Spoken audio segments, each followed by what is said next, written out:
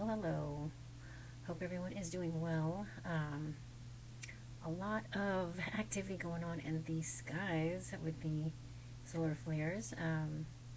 If you guys were lucky enough to witness the auroras, um, like right on, I can't imagine seeing them in person. I probably would have fainted. Just seeing them, like, on friends' stories was enough. But pretty, yeah, incredible celestial events that we've been able to witness as humans. I mean, the solar eclipse was, I mean, amazing. Like, that was like a widespread collective um, moment of awesomeness. And yeah, this is the aurora borealis that's taking place even for the next couple days, is available for a lot of people in the northern and southern hemispheres of the world to witness. Um, and this is coming from, I guess, their coronal mass injections, also known as CMEs, coming from the sun, directed toward Earth. So it's got this like thick halo kind of effect that is kind of like making a wave around the poles, I guess you would say, of the planet. But yeah, it's pretty impressive.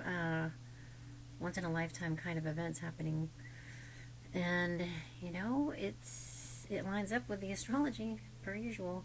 We have like the Sun in Taurus conjunct Uranus in Taurus, and they come exact at 23 degrees on Monday. So the Sun currently is, I believe, at 22, 21, or 22. Let me see. I mean, yes, 22 degrees, and Uranus is at 23. So Uranus, I think, like when planets are within 3 degrees or so, is when the energies can be felt. So at 22 degrees as of now, so it was 21 degrees last night when the auroras were taking place. Those effects can be seen, felt, heard, especially in the sign of Taurus. It's very sensory, so it is like tangible. We can see it, it's visible. Other sort of events could speak to our other five senses, our other senses, that also can explain the tornadoes and earthquakes and other earthly events. So I kind of see this, Sun conjunct Uranus as atmospheric. What did I call it? Atmospheric awakening. So it's like this, wide awakening and connection to something that is bigger than us, and it's always been there. It's more like literally in our face. So we can expect more of that. I mean, there's also, I think there was some news about another gaseous mass that was discovered where they've found that water and hydrogen exist, and it looks like it's double the weight of Earth and is 120 light years away, and it's something like K218b, I believe, is the name of this. I don't know if they consider it a planet. Yeah, they're like trying to find life, like signs of life on K218b, and I'm trying to see if they consider it a planet. Let's find out real quick. But yeah, Uranus is a planet of discoveries and experimentation and sudden insight and knowledge.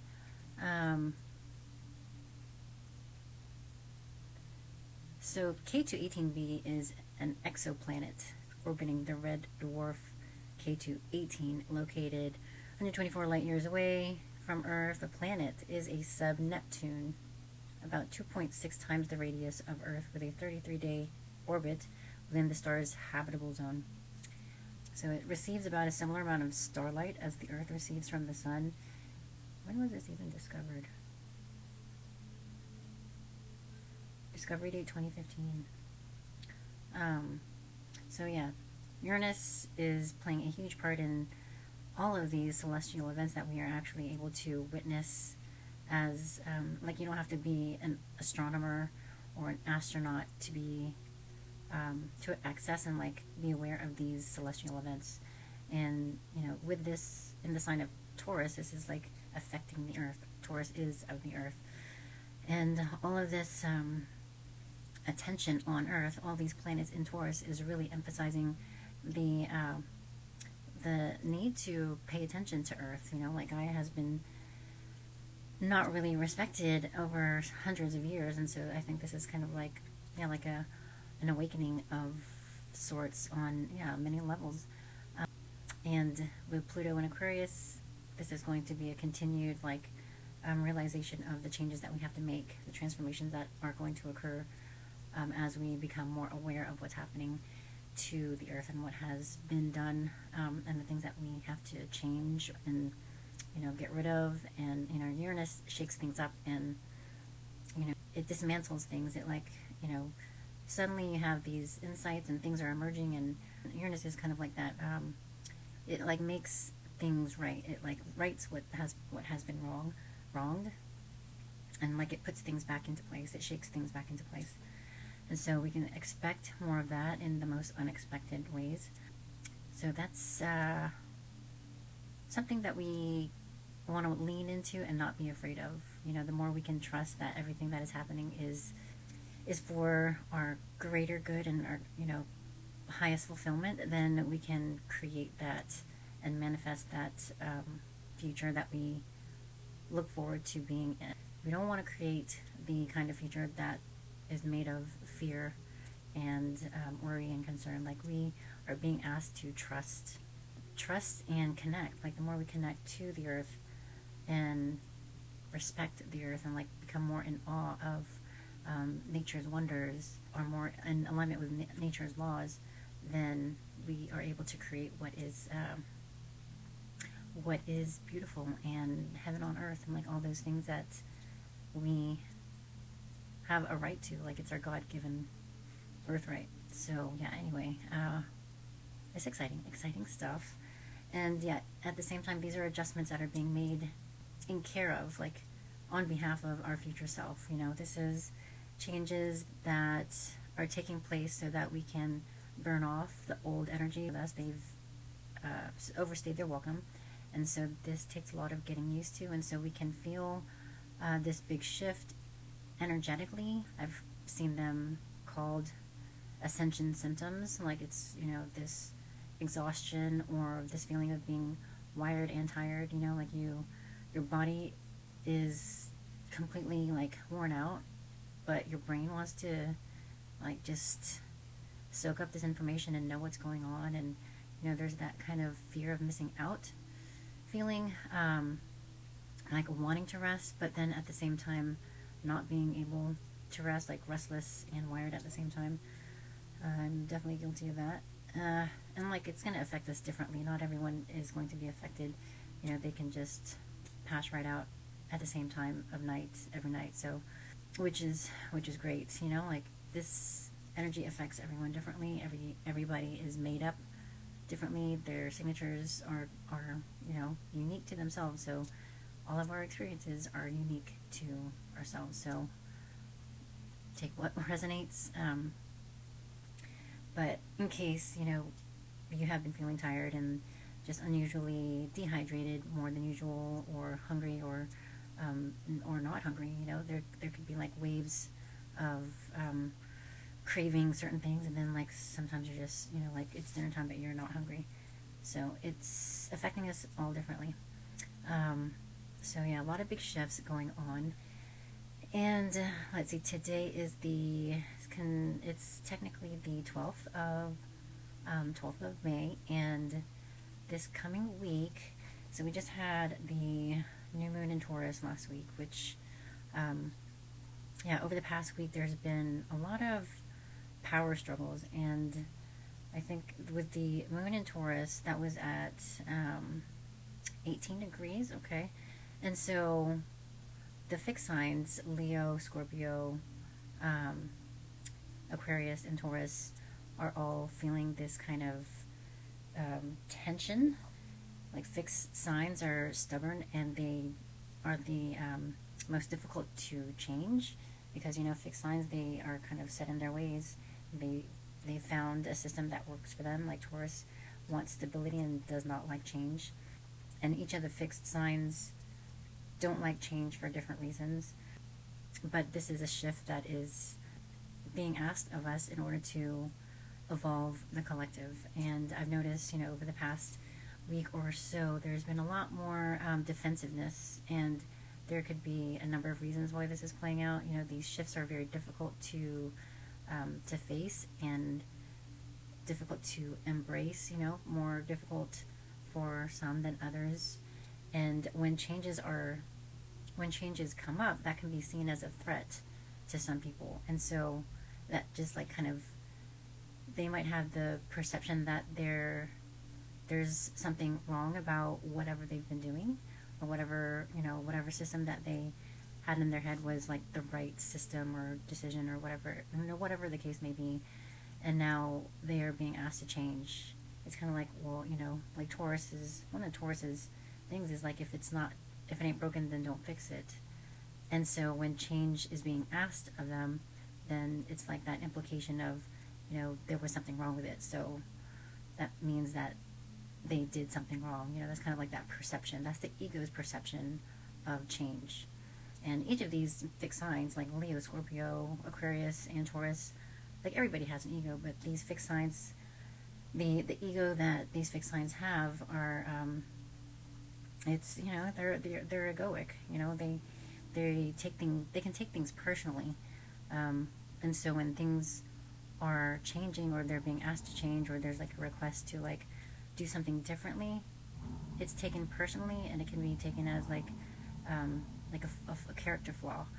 But if we can, that's why I love astrology so much, is like, if we can just be aware that these are archetypes and characteristics of these signs, then we can just like learn to embrace them and not take them personally and get defensive about it.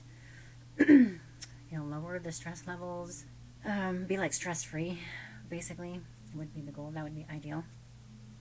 So if you've come across some defensive situations, and also with Mercury at the end of Aries, like the closer planets are to the critical degrees, so critical degrees are like 29 degrees and 0 degrees, and so right now Mercury is in Aries at 26 degrees. It just came off of a conjunction with Eris, the goddess of strife and discord.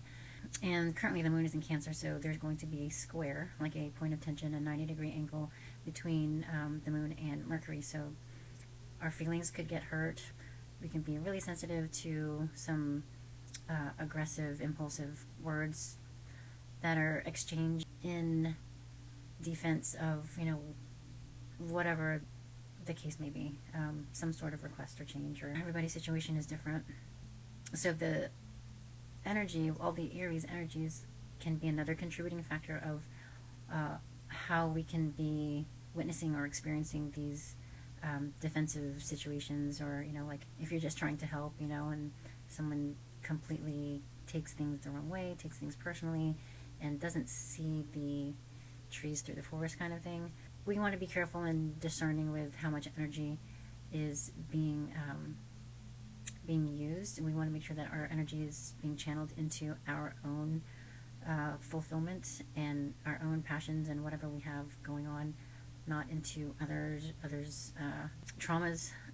So it's a delicate situation. You want to be there for people, and at the same time you have to like put on your own mask before helping others. So these are just like lessons that we're going to keep on having as reminders to make sure that we're taking care of ourselves and not having our energy scattered and siphoned. And then Mars is also in its home sign of Aries, which makes it a very potent energy. It's currently at 9 degrees in Aries, and it's what is that, 6 or 7 degrees from the North Node, and the North Node is that point destiny that we are moving toward, and it can be uncomfortable. It's like that head of the dragon where we're like hungry for more, of like what we are attracted to and what we are attracting to us.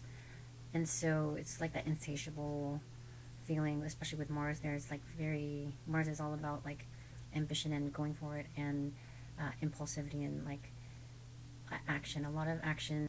We can experience or witness a lot of energy in that Aries area of our life where we're like on this roll, like we're keeping things moving, and it's almost like unstoppable kind of energy.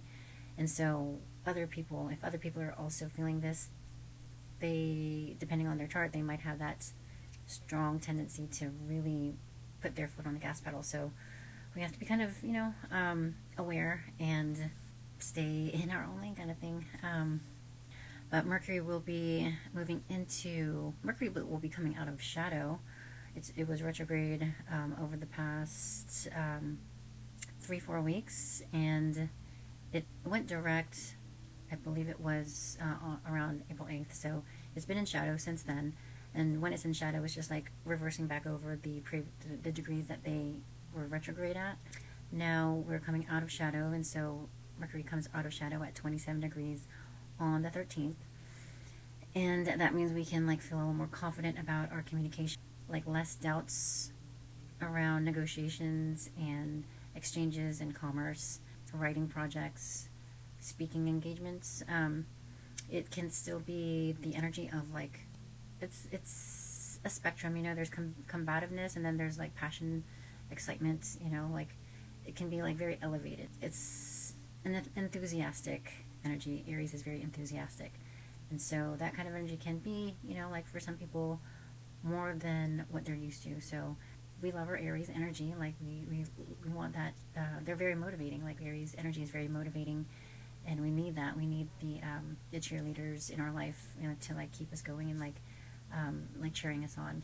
At the same time, that like level of enthusiasm can be more than some of us can handle. And so when Mercury moves into Taurus, which will be on the 15th, it'll be a lot more laid back, a lot more relaxed, patient, loving.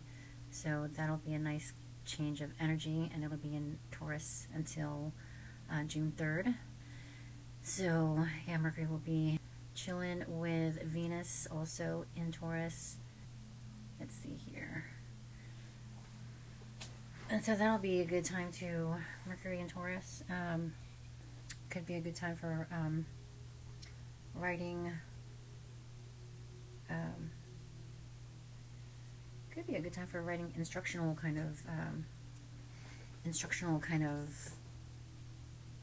documents where you're teaching someone how to become more stable, or teaching them a new skill, something that has to do with building their self-worth and self-reliance and sustainability, and being able to be just being able to be more reliable, self-reliant. So that is something to look forward to.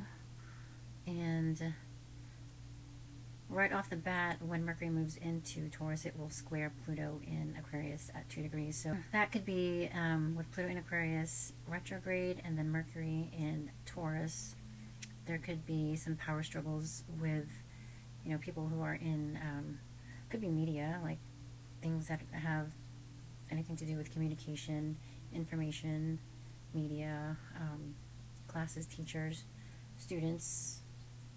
Mercury does represent students as well. So, and Pluto is like power, power structures, and Pluto square, Mercury square Pluto can definitely speak to the protests that are going on in relation to Israel and Palestine. So a lot of things can be revealed during that time too. Like, there can be some surprising events and realizations about these protests that are going on that can be very unsavory. But these realizations are definitely like part of the evolutionary process for us to become aware of what's really going on. And I think I've mentioned it before, like Pluto is also squaring the Shapley attractor, and the Shapley attractor is 2 degrees Scorpio, and it's the kind of energy, and it's like a super cosmic point that has to deal more with the collective. And so the Shapley attractor is the energy that really digs into the things that are like, well, it's in Scorpio, so Scorpio is connected to the underworld, so it's really kind of revealing things that are behind the veil, things that have been hidden. And with the square to Pluto and Aquarius, this is like secret societies and the happenings or ongoings that have been occurring under our noses that is going to like help us wake up and like realize things have not been as they appear. So yeah, this is with Mercury opposing the Shapley attractor. This is going to be communicated, and the information is going to be shared and distributed. But in Taurus, it'll be in a very like kind, hopefully like patient sort of type of delivery, and we will see how that plays out. Leo placements, which is the that fourth fixed sign, will probably be feeling this. We'll be feeling this fixed square pretty intensely, especially if you have anything in the beginning degrees of Leo. And if there's any way to mitigate this, I would say, like really taking advantage of those creative outlets, whether, it's writing, painting, singing, dancing, releasing that tension, like even shaking it out. There's a, I don't know, what do you call her? Like a content creator. I think her name is Tony A. Guy, I want to say. She's pretty funny. She's pretty, Tony N-A-G-Y. Tony N-A-G-Y. She is outspoken, and she delivers her opinion in a very funny and understandable and palatable way, and very easy to understand for any for any level. If you ask me, it's a lot more entertaining to take in like current events through her medium, which changes from like dancing to Barbie doll, puppeteering, whatever.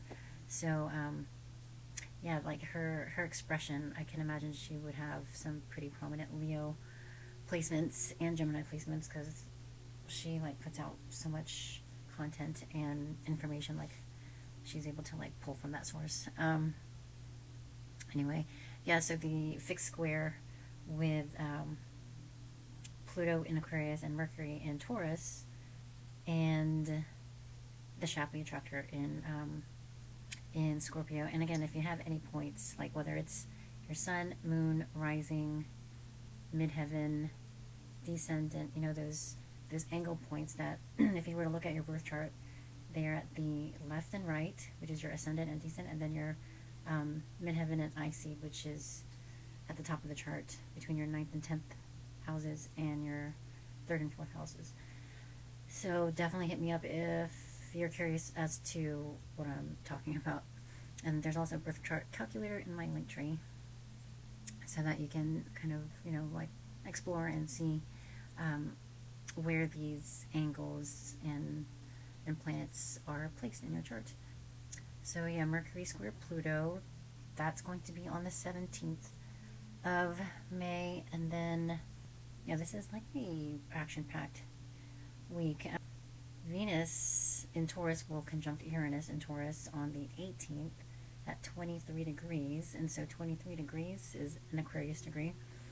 So Venus, the planet of values, the things that we desire, beauty, what we're attracted to, love, of course, is going to meet up with the planet of sudden disruptions, awakenings, technology, like sudden unexpected events. Like the way I see it play out most commonly is like sudden changes in schedules, and so like you have to kind of go with the flow. You definitely want to like this whole Uranus in Taurus era has been like expecting unexpected, and so with Venus conjunct Uranus in Taurus and at 23 degrees being a Aquarius degree, that can be in relation to technology, space,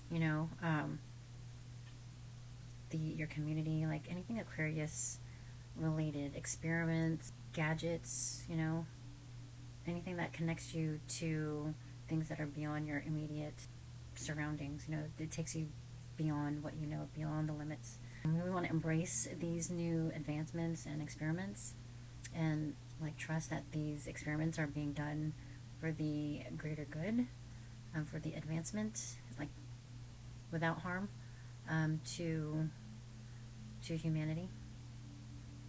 And this can also relate to, you know, relationships. You know, like a could be a more freedom-loving relationship, more of an understanding of accepting one another and accepting that we can be friends with the opposite sex without having any kind of intention of, you know, a secret love affair, or, you know, whatever the case may be.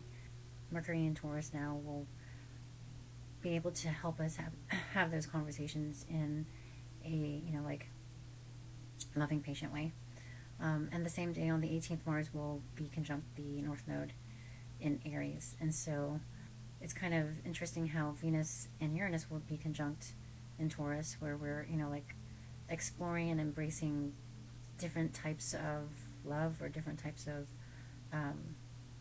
tastes. You know, we could like try something new in regard to food, or maybe our aesthetic, the way we dress, or how we rearrange our house. You know, it could be anything where we're like changing it up. And then with the Mars conjunct the North Node at the same time, and the Sun conjunct Jupiter the same day, later in the early afternoon, like Sun conjunct Jupiter is like an expansion of this awareness, and like, you know, the blessings that are being bestowed on us is really tangible, visible, like palpable, like we can feel it, it's in our reality. So, and then so the Mars conjunct North Node, this is like really going for it, like super bold and adventurous decisions, and like setting those goals, and like just definitely full throttle ahead kind of energy is what it seems like to me.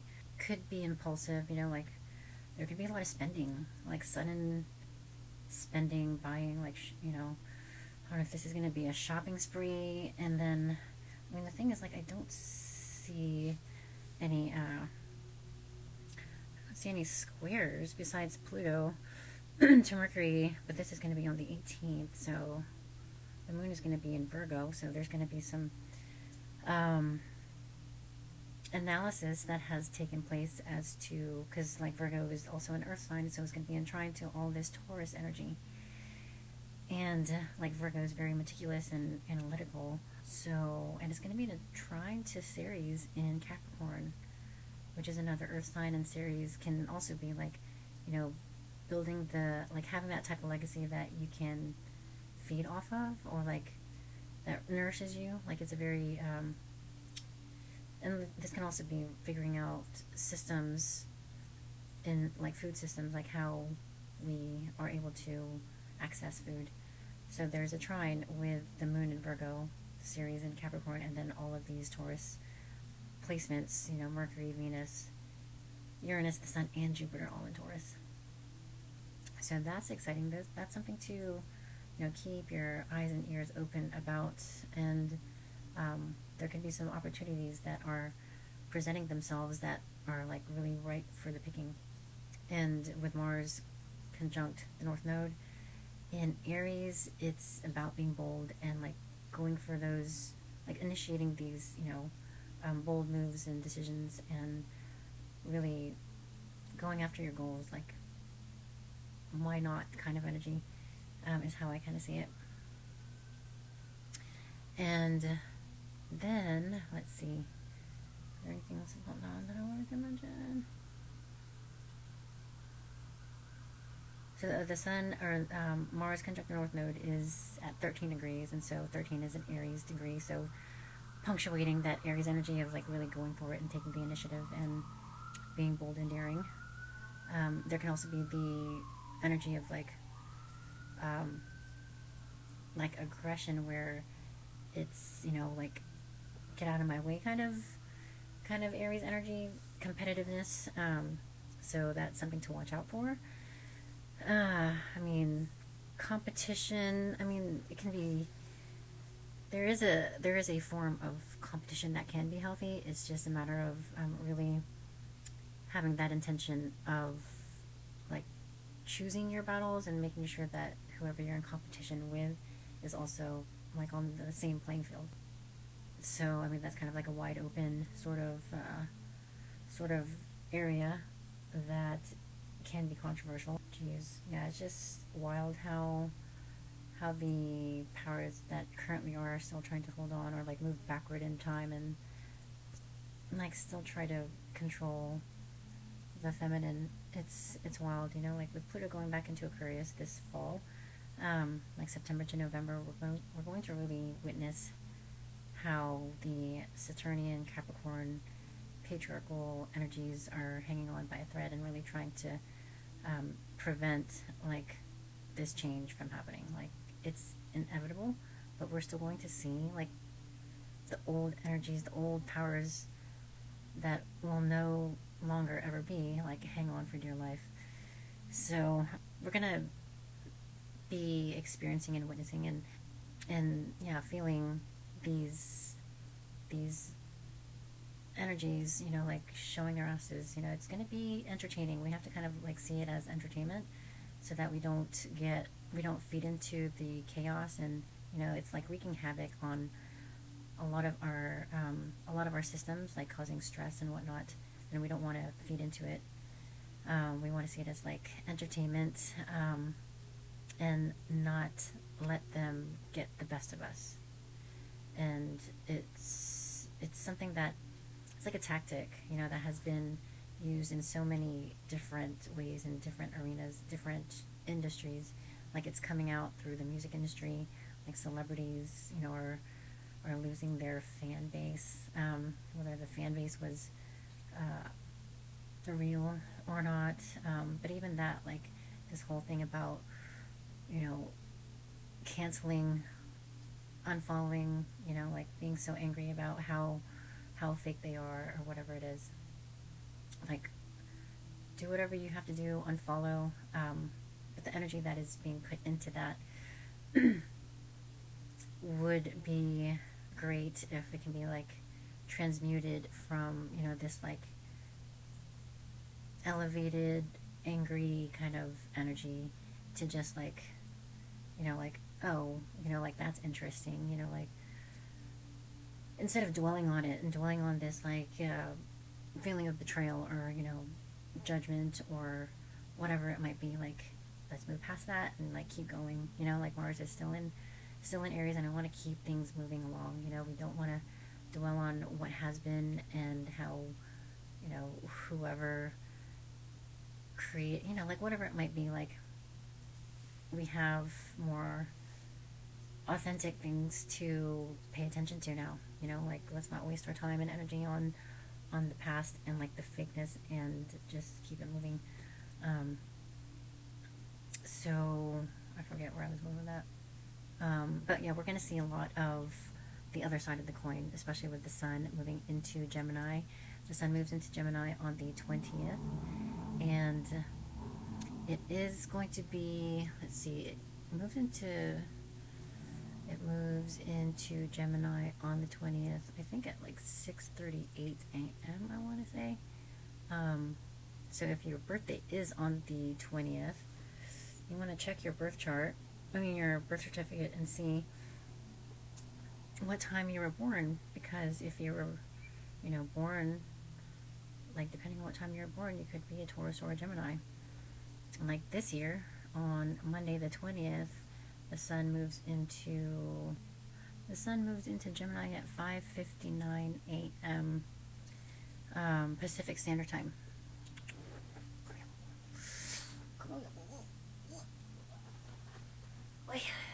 Oi.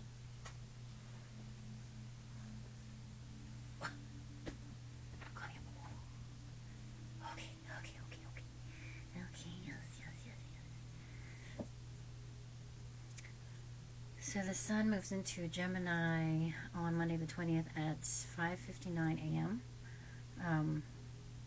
Pacific Standard Time. So if you were born before 5:59 a.m., then you're a Taurus. If you're pregnant and you have a baby on the 20th, if they're born after 5:59 a.m., then they're a Gemini. So Gemini is the kind of energy that is really clever at seeing the other side of the coin, and like seeing um, what's on the other end of the spectrum, you know, and like what's even, you know, on different scales of the spectrum. So we're going to see a lot of information come through that we hadn't. So Gemini is also a very lighthearted sign and doesn't really like to um, sit in heavy emotions like at all, really. And which is probably something that I mean, seasons, you know, like Taurus season, Gemini season, Cancer season, we all experience these different signs for a reason, which is to counterbalance the previous sign. And so, with Gemini season, we can have a lot more fun, be a lot more, you know, inquisitive, ask more questions, listen to more, you know, listen to one another, and really like have a lot of interests going on. Like we can discover a lot of new areas of life that we had never heard of, or like we're learning about new things now, especially with AI. We have like so much more access to information out there. We can explore more of our local areas, and you know, like even me living in San Francisco, I have been like checking out all these like little community gardens all over the city. Like every little neighborhood has one, and they are so cute. They're just so cute and easily accessible.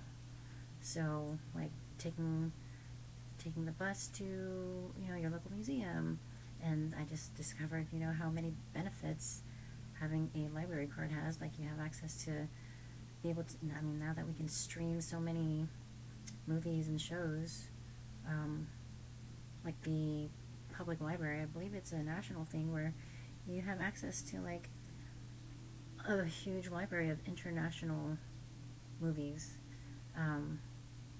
and music and museums, and it's all free. Like how amazing.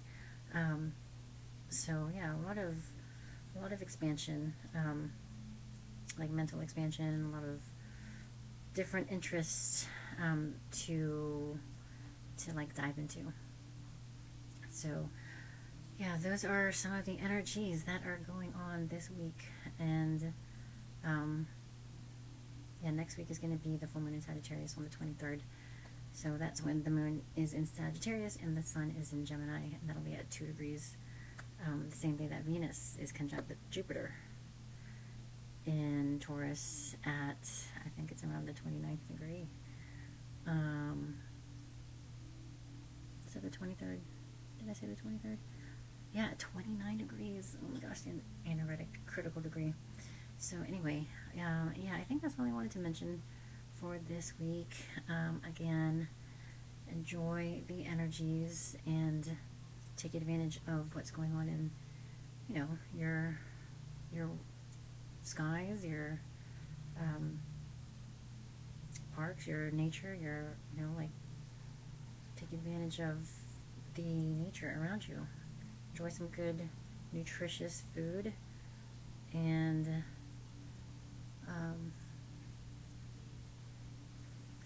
yeah, if you have a little lovely pet on, cuddly, appreciate. Oh,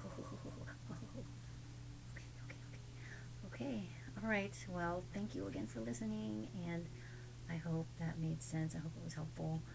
Again, all these solar flares and all the adjustments that are taking place right now, all the changes, does require us to stay centered and grounded, hydrated, and you know, if you are feeling wired and tired at the same time, you are not alone. If you have the ability and like the space to, you know, like take a mental health day, like definitely take advantage of it, and understand that the world is not going to fall apart if you call into work. You know, like all of the guilt and shame that you perceivably will receive is in your head, and it's important to listen to your body right now and make sure that you make the decisions on behalf of your future self, so that you're able to like enjoy the gifts that Earth and the universe and the divine is bestowing upon us, especially with Jupiter in Taurus for the next couple weeks before it moves into Gemini.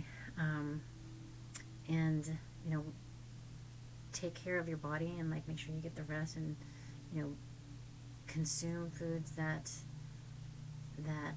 are nutritious for you, and, like, that doesn't come out of a vending machine. You know, like, the thing about convenience is that it skimps on nutrition, and so your body definitely picks up on that, and you'll be able to notice when your body has had enough of it. But we don't want it to come to that point. And making, you know, decisions that, you know, that are based on long-term effects will be to our benefit in the long run. You know, with Saturn in Pisces, we're definitely taking the wisdoms and universal knowledge so that we can sustain ourselves. Like, we're coming into another, like, form of our body where we are kind of cleansing and, like, detoxifying our body so that we can keep a clean vessel in order to, like, move through this new earth in the most efficient way. Like, we don't want to be weighed down, like, so heavy that we can't enjoy what's around us, you know. And, you know, things are reversible. We definitely have ways to reverse diagnoses, and it just takes the effort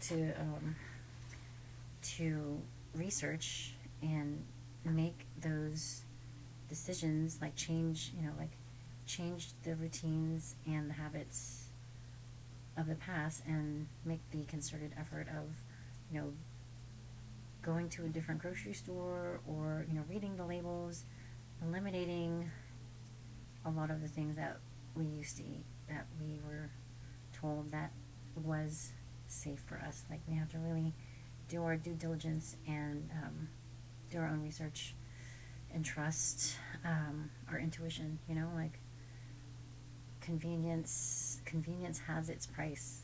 I think we're starting to learn that now, and it's becoming more widespread how, yeah, conveniences have come at a price and at the expense of our own health, in order to, you know, like, fatten the pockets of those big box corporate franchise, whatever, capitalism. Yeah, thank you again so much for listening, and I hope that was helpful. And, yeah, stay grounded, stay centered, stay hydrated, and I hope to see you on the next one. Till next time. Okay, thanks. Take care.